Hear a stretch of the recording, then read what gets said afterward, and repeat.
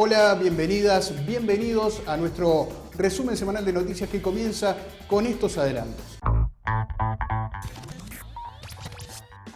Latinoamérica tiene 40 millones de hogares sin internet según un informe de la CEPAL. Trabajadores de la compañía aérea Copa se manifestaron en rechazo a medidas adoptadas por la empresa.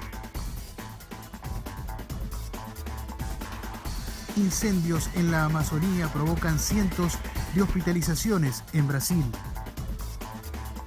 En Chile comenzó la campaña electoral para el plebiscito constitucional el próximo 25 de octubre.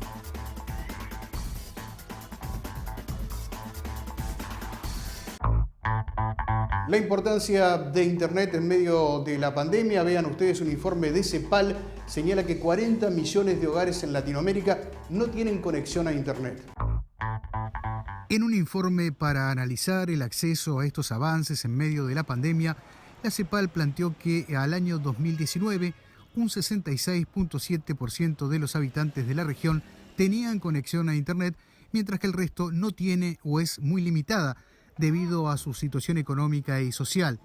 En 12 países de la región, en promedio, un 81% de los hogares más ricos está conectado, y esa cifra cae a 38% en los hogares más pobres. Hay más de 40 millones de hogares no conectados. La mitad de ellos se encuentran en los 2 quintiles más pobres. Esto prácticamente en todos los países es un problema, afirmó Alicia Bárcena, secretaria general de la CEPAL. Respecto a su ubicación, el 67% de los hogares urbanos está conectado, mientras que en las zonas rurales solo lo está el 23%. Y sobre la edad, el 42% de los menores de 25 años y el 54% de los mayores de 66 años no tienen conexión a Internet, lo que grafica las dificultades en el ámbito de la educación, por ejemplo. El 46% de los niños de entre 5 y 12 años de la región vive en hogares que no están conectados a Internet, señala el reporte, lo que implica que en los países en que se cuenta con información hay 31 millones de niños y niñas excluidos del sistema educativo durante la pandemia.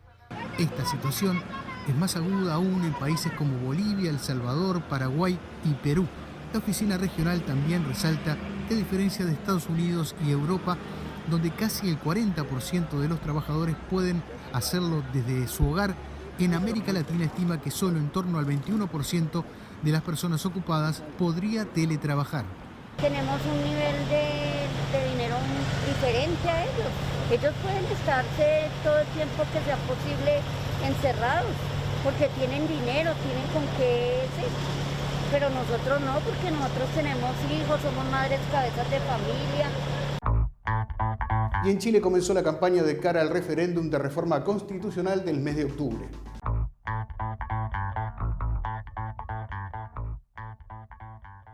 Una contienda marcada por la pandemia del coronavirus y en la que el principal reto es evitar que el miedo al contagio desaliente el voto. Con 400.000 infectados y cerca de 11.000 muertes desde marzo, pero con la pandemia en retroceso, los partidos comenzaron a desplegar su maquinaria propagandística para convencer a los chilenos de votar a favor o en contra de derogar la actual constitución aprobada durante la dictadura militar de Augusto Pinochet. La campaña ya de por sí es inédita porque es el plebiscito más importante desde el que decidió el fin de Pinochet en 1988, pero la pandemia le ha añadido un grado de singularidad. No habrá grandes mitines, el volanteo y el puerta a puerta estarán restringidos y la propaganda se concentrará básicamente en medios y redes. Desde los sectores más conservadores llevan semanas pidiendo un nuevo aplazamiento, pero tanto Naciones Unidas como las asociaciones médicas del país aseguran que es posible votar sin riesgos. Hemos demostrado que con buenas leyes es posible mejorar la calidad de vida en nuestro país. Enfrentamos una situación difícil en materia sanitaria, difícil en materia económica, por eso esperamos que la opción de rechazo a un nuevo texto constitucional sea la opción ganadora en octubre próximo. El plebiscito del 25 de octubre debe realizarse sin postergaciones y sin excusas. Hay sectores de derecha que están planteando un piso mínimo de participación para que éste tenga validez. Eso no tiene ningún precedente en la historia electoral de Chile. Y no se pueden argumentar razones sanitarias cuando se puede volver a los malls, pero no quizás ir a votar el 25 de octubre. Hay que terminar con las excusas y asegurarse que tengamos un plebiscito seguro y participativo. El pasado domingo se celebró a nivel mundial el Día Internacional del Desaparecido, una herida abierta en América Latina que vemos en este informe. Pues sí, yo lloro porque soy humana, ¿no? Soy de carne y hueso y me siento un vacío muy grande en mi vida, en el entorno. Cada día que amanece me hace más falta ella porque era mi hija y ella era todo para mí.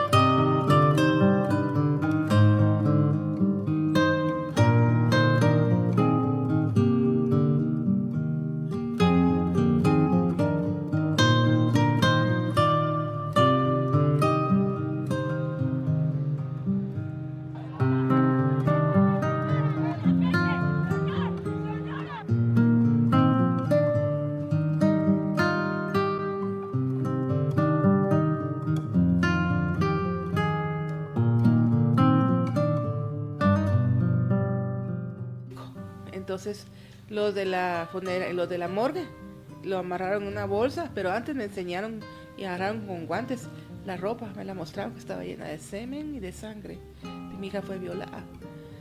Pues, y todo eso se fue en una caja junto con el cadáver de mi hija.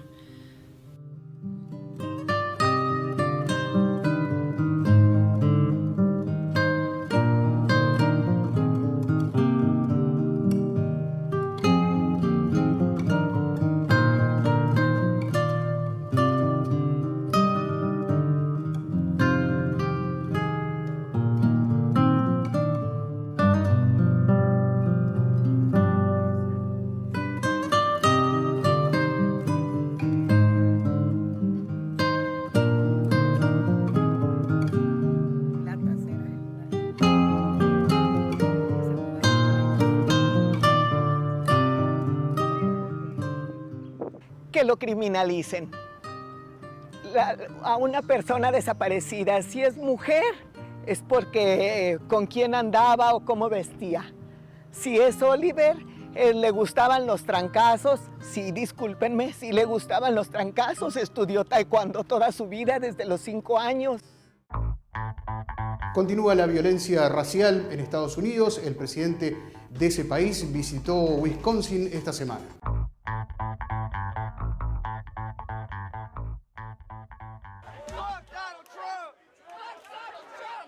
Kenosha ha vuelto a ser el escenario de protestas raciales en Estados Unidos este martes, con la visita del presidente estadounidense Donald Trump. La presencia del mandatario ha movilizado a sus simpatizantes y a varios de sus críticos, quienes han protagonizado un encuentro en el centro de esta ciudad de Wisconsin. Precisamente cerca del lugar de la protesta se hallan las ruinas de varios locales que fueron quemados en los disturbios raciales después de que un policía blanco disparara hasta en 7 ocasiones al afroamericano Jacob Blake. Hasta Kenosha se ha desplazado el presidente Trump, que ratificó su mano dura contra las protestas violentas, que achacó a la izquierda radical y al terrorismo doméstico. El mandatario viajó a esta ciudad desoyendo los pedidos del alcalde local, el demócrata Jonathan Damian, a quien antes de llegar a Kenosha Trump llamó tonto y estúpido. También hizo caso omiso al gobernador de Wisconsin, Tony Evers, que le hizo la misma petición.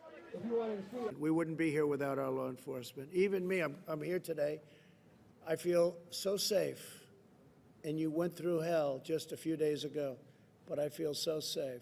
En su visita a Kenosha, Trump no se ha reunido con la familia de Blake y al respecto afirmó sentirse muy mal por cualquiera que pase por eso, expresó. Tanto el gobernante como el fiscal indicaron que el hecho está bajo investigación. Ante la pregunta de los periodistas de si el presidente considera que en la aplicación de la ley existe un racismo sistémico, Trump confirmó su máximo apoyo a las autoridades policiales. I don't believe that. No, I don't believe that. I think the police do an incredible job. And I think you do have some bad apples. I think you'd agree every once in a while. Kenosha se ha convertido en uno de los focos principales de las protestas antirracistas debido al episodio de brutalidad policial que sufrió Jacob Blake el pasado 23 de agosto. Esta ciudad se encuentra en Wisconsin, uno de los estados que serán cruciales en las elecciones de noviembre, un territorio que Trump ganó por muy poco margen en 2016. Y nos vamos a Brasil, donde el presidente Jair Bolsonaro insiste con el tema del trabajo infantil.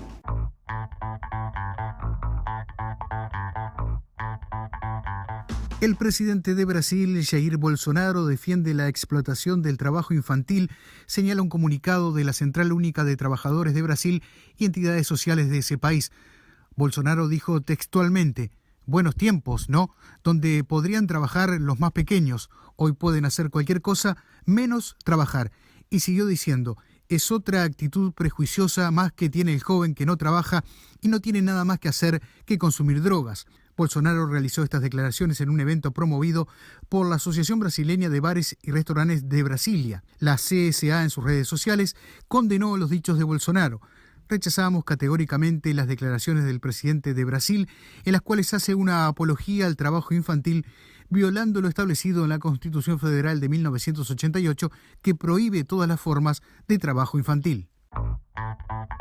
La Central Única de Trabajadores y Trabajadoras de Brasil está solicitando un subsidio hasta fin de año para paliar los efectos de la COVID-19. Companheiros e companheiras, hoje é quarta-feira, dia 2 de setembro, e hoje Bolsonaro comete mais crime contra a classe trabalhadora brasileira. En un comunicado, los sindicatos rechazan la medida anunciada por el gobierno que reduce a la mitad el monto de las ayudas de emergencia y proponen que el Congreso Nacional extienda el beneficio de ayuda de emergencia de R$600 hasta diciembre, con los mismos criterios de acceso y para el mismo universo de personas acreditadas que aún necesitan el beneficio. Esta medida, señalan, benefició a más de 65 millones de personas, evitando que caigan en la pobreza, creando una protección económica efectiva para las familias más vulnerables, además de ayudar a sostener el consumo de bienes y servicios esenciales, especialmente en las regiones más pobres del país. Nos vamos a Panamá ahora, donde trabajadoras y trabajadores de la aerolínea Copa realizaron una protesta en la sede de esa compañía y también frente al Ministerio de Trabajo.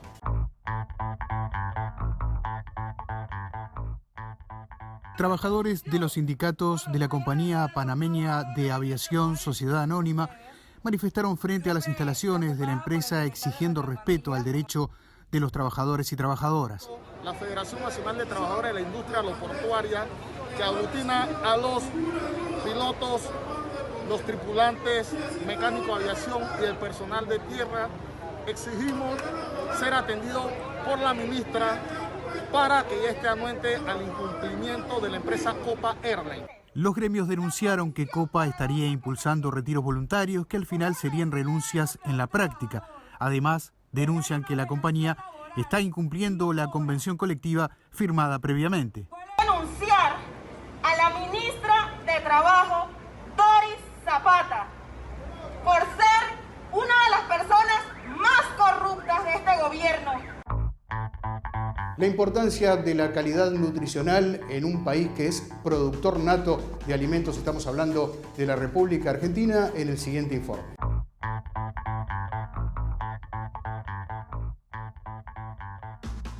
Argentina busca mejorar la nutrición de los sectores más necesitados debido a la emergencia alimentaria que afronta, producto de la crisis económica que padece desde hace más de 2 años y que se agravó con la llegada del coronavirus. Una situación que representa un desafío. Así lo expresó Daniel Arroyo, ministro de Desarrollo Social de Argentina. Nos falta calidad nutricional y nos falta mejorar la producción de alimentos, que muchos pequeños productores tengan oportunidades. Mucho de eso se está haciendo acá, por eso para mí es un gusto recorrer, acompañar y trasladar esta experiencia a muchos lugares del país. Ubicado en la localidad de Ezeiza, en la provincia de Buenos Aires, el Mercado Central es el mayor punto comercial agropecuario del país, donde entran y salen alimentos para unas 14 millones de personas que viven en la capital y sus alrededores, y donde también se organizan donaciones para los comedores sociales.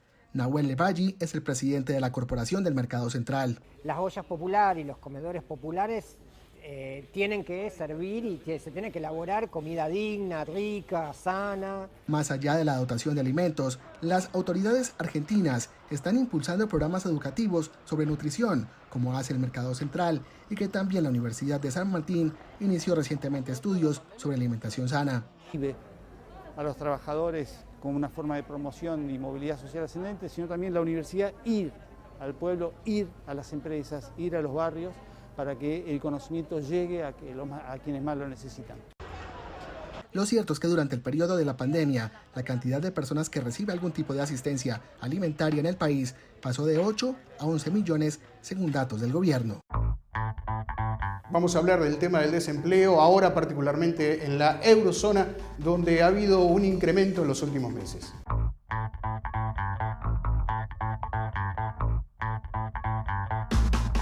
La tasa de desempleo de la eurozona creció 2 décimas en julio con respecto a junio, hasta situarse en el 7,9% durante el séptimo mes de 2020. Según los datos de la Oficina de Estadística Comunitaria Eurostat, en el conjunto de la Unión Europea aumentó 1 décima hasta el 7,2%. En términos interanuales, el desempleo aumentó 4 décimas en los 19 países del euro durante el séptimo mes de 2020 frente al mismo periodo de un año antes, en tanto que en los 27 el incremento fue de 0,5 puntos. Eurostat estimó que en julio había 15.184.000 hombres y mujeres sin trabajo en la Unión Europea, de los que 12.793.000 se encontraban en la eurozona. Por países, las mayores alzas se produjeron en Portugal, 0,8 puntos hasta el 8,1%, Italia, con 0,4 puntos hasta el 9,7%, e Irlanda, 0,4 puntos hasta el 5%. Por su parte, España no registró variaciones y el indicador permaneció en el 15,8% durante julio. En cuanto al desempleo entre los menores de 25 años, creció 1 décima tanto en el área del euro al 17,3% como en toda la Unión Europea al 17% en julio frente a junio.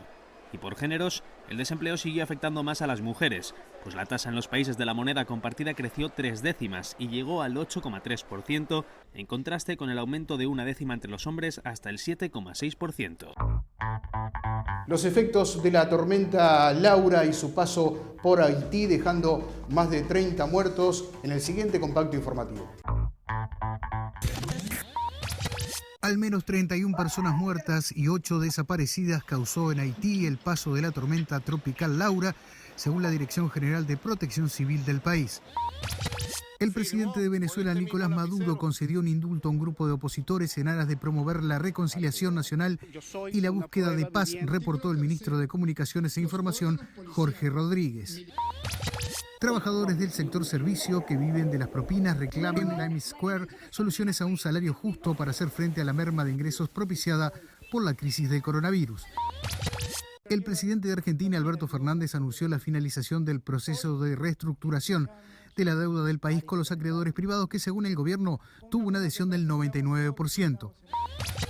El gobierno de Costa Rica anunció que solicitó al Fondo Monetario Internacional un instrumento de asistencia financiera por $1.750 millones para paliar la crisis que está causando la pandemia de la COVID-19. En Montevideo, trabajadores y trabajadoras de la educación pública reclamaron y se manifestaron en momentos que el presupuesto quinquenal ingresó al Parlamento. La CTA Autónoma de la República Argentina repudió los dichos del expresidente Eduardo Duhalde, quien en declaraciones a medios de comunicación hizo referencia a un posible golpe de Estado en Argentina. La sola mención de una hipótesis de grupos organizando una ruptura institucional genera alarma y preocupación, por lo que debe ser inmediatamente investigada por la justicia, dice el comunicado. Los incendios en la Amazonía brasileña están dejando cientos de personas internadas en hospitales.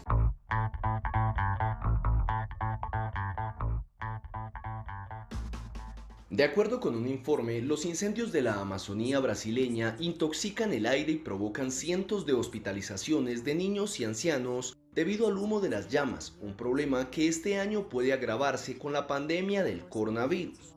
El estudio, elaborado por el Instituto de Investigación Ambiental de la Amazonía, el Instituto de Estudios para Políticas de Salud y Human Rights Watch, se basa en datos oficiales de 2019, cuando los devastadores incendios en el bioma tropical dispararon las alarmas en la comunidad internacional.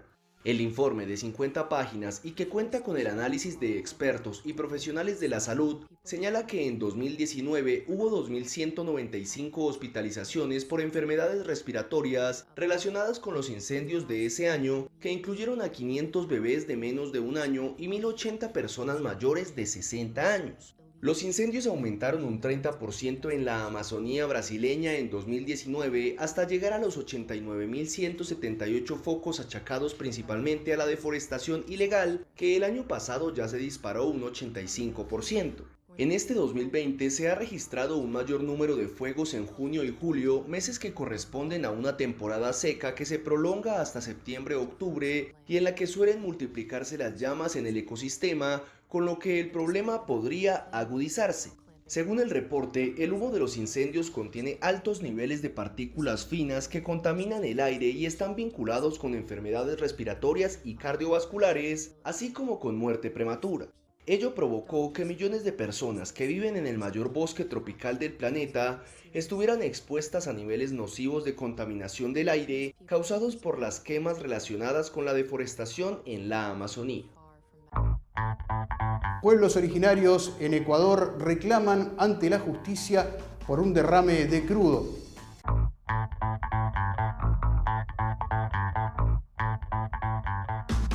Pescado tiene un olor feo ya, como es puro petróleo crudo.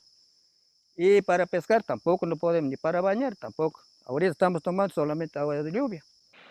Así relata Camilo Padilla la situación de miles de indígenas ecuatorianos que habitan los márgenes del río Coca, contaminado con petróleo desde el pasado 7 de abril, cuando 3 conductos de 2 oleoductos se rompieron. La comuna muramesa a la que Padilla pertenece está ubicada poco después de que el río Coca, uno de los principales afluentes del Napo, fusiona sus aguas. Esto a solo 3 kilómetros de la capital de la provincia de Orellana, conocida coloquialmente como el Coca. Las empresas petroleras les ofrecieron bidones de agua y paquetes alimentarios los primeros 3 meses después del vertido, pero Padilla dice que desde entonces se han olvidado de los afectados. En la zona ocurrió además hace poco el desplome de una cascada río arriba por el bloqueo de sedimentos que provoca la construcción de una hidroeléctrica, lo cual ha causado un aumento del caudal del Coca y el Napo. Paralelamente, al menos una centena de personas marchó el lunes por las calles de Orellana para exigir justicia sobre el que denuncian es el mayor derrame de crudo en 15 años. Así lo afirmó Verónica Grefa, presidenta de la comunidad Toyuca, una de las 200 afectadas. Estamos exigiendo que se haga una remediación y en todo caso que se responsabilice por los daños hechos. Por su parte, María Espinosa, coordinadora legal de Amazon Frontlines, que integra las organizaciones civiles y religiosas que demandaron a finales de abril una acción de protección, dijo que la justicia ecuatoriana se ha dedicado a guardar silencio ante el hecho. El sistema de justicia se silenció y ha tardado más de 100 días en emitir una sentencia que debió ser emitida días después de presentada la demanda. Finalmente, la defensora de derechos humanos confió en que la sentencia que se dará el martes salga en favor de los nativos.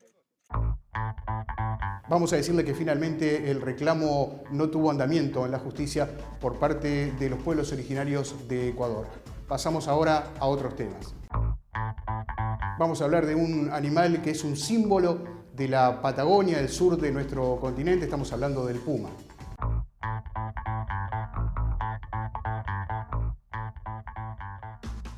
El puma, este felino solitario, con capacidad de cubrir miles de hectáreas de territorio, hoy continúa acampando por los rincones de la Patagonia, en donde juega un rol ecológico clave por el control que ejerce sobre las poblaciones de herbívoros locales. Sin embargo, la presencia del puma todavía despierta suspicacias en los ganaderos ovinos de la zona, una circunstancia que la Fundación Rewilding Argentina pretende revertir a través del proyecto Patagonia, que busca transformar, en colaboración con las autoridades provinciales, la imagen negativa de estos animales en una oportunidad de crecimiento económico gracias al ecoturismo. En este sentido, el turismo ecológico será clave, beneficiándose de un territorio que tenga todas sus especies clave presentes y creando economías locales que necesiten de una naturaleza bien conservada. Se trata del descubrimiento paleontológico más relevante en América Latina. Ocurrió en México.